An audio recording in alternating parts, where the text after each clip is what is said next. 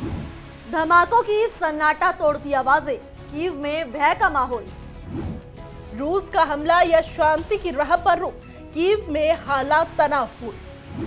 आसमान में रोशनी और धरती पर आतंक, कीव में हड़कंप।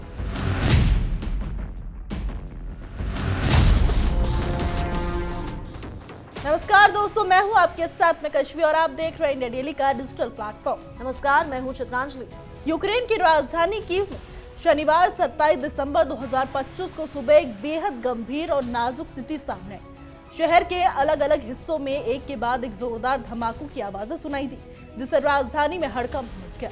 शुरुआती रिपोर्टों के अनुसार रूस ने मिसाइल और ड्रोन हमलों के जरिए कीव समेत कई प्रमुख शहरों को निशाना बनाया। इन हमलों की गंभीरता को देखते हुए यूक्रेन की वायुसेना ने तुरंत देश भर में एयर अलर्ट जारी कर दिया, ताकि नागरिकों की सुरक्षा सुनिश्चित की जा सके।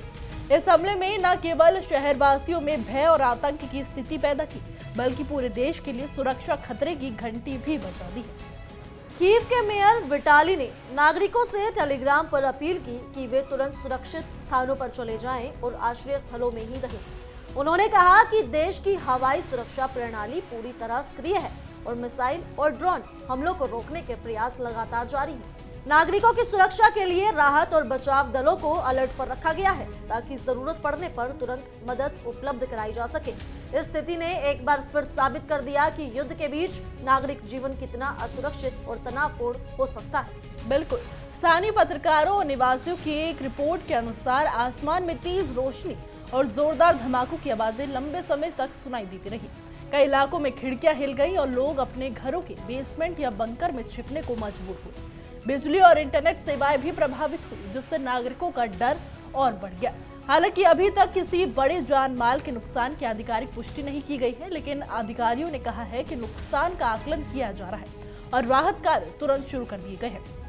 यह हमला नागरिक जीवन पर कितना गहरा असर डाल सकता है, इसे समझने के लिए स्थिति पर निरंतर नजर रखना बेहद जरूरी है। ये हमला ऐसे समय में हुआ है जब अंतर्राष्ट्रीय स्तर पर शांति की उम्मीदें एक बार फिर जीवित हो रही थी। यूक्रेन के राष्ट्रपति ज़ेलेंस्की रविवार को अमेरिका के राष्ट्रपति डोनाल्ड ट्रंप से मिलने वाले हैं।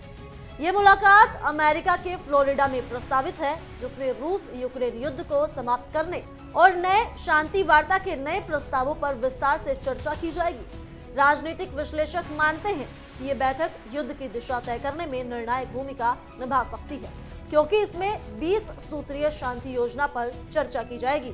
इस योजना में मौजूद युद्ध रेखा पर लड़ाई रोकना, संघर्ष विराम लागू करना और पूर्व यूक्रेन में सैन्य मुक्त क्षेत्र बनाने जैसे अहम प्रस्ताव शामिल हैं।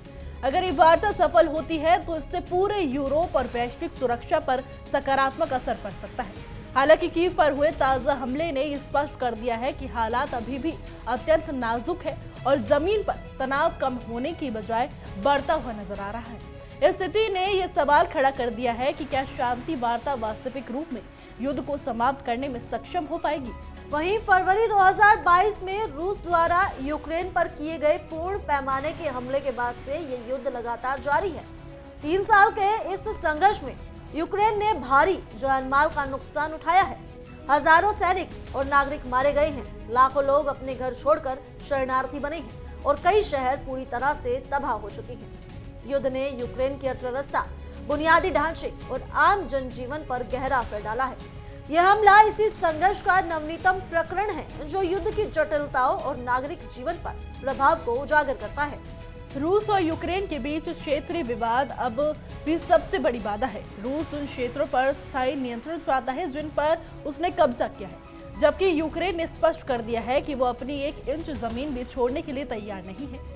यह भू राजनीतिक तनाव न केवल क्षेत्र स्थिरता के लिए खतरा है, बल्कि वैश्विक कूटनीतिक परिदृश्य में भी इसे बेहद संवेदनशील माना जा रहा है। ऐसे में अमेरिका जैसी मध्यस्थ ताकतों की भूमिका और भी महत्वपूर्ण हो जाती है।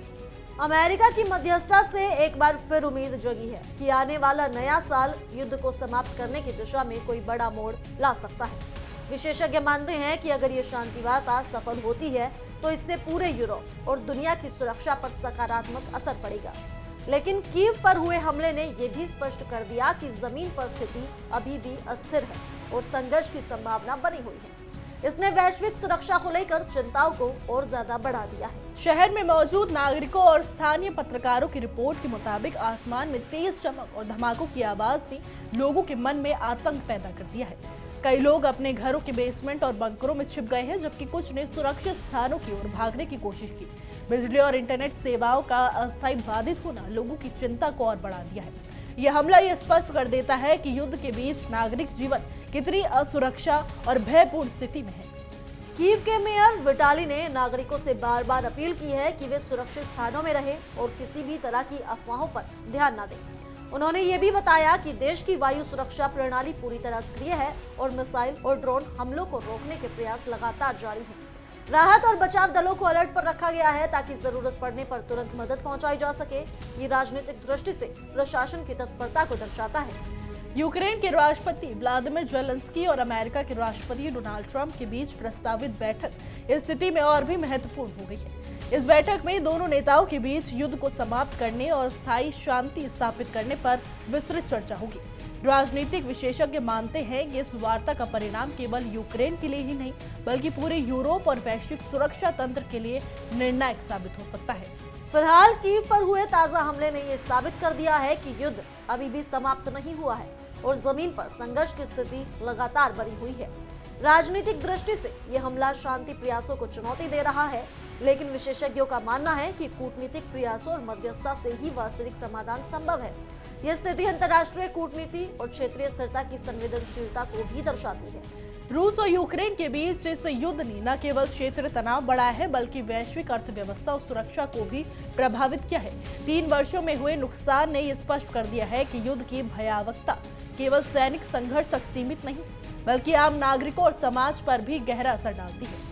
कीव पर हमला इस बात का प्रतीक है कि युद्ध की विनाशकारी ताकत अब भी पूरी तरह सक्रिय है। वहीं अंतर्राष्ट्रीय विशेषज्ञों का मानना है कि अमेरिका की मध्यस्थता और प्रस्तावित शांति वार्ता ही इस युद्ध का स्थायी समाधान दे सकती है, लेकिन जमीन पर लगातार होने वाले हमले और रूस की मांगे इस प्रक्रिया को कठिन बना रही है। इस नाजुक स्थिति में ये देखना बेहद महत्वपूर्ण होगा कि दोनों पक्ष वार्ता में कितनी राजनीतिक इच्छा शक्ति दिखाते हैं और वास्तविक शांति स्थापित करने की दिशा में कदम बढ़ाते हैं।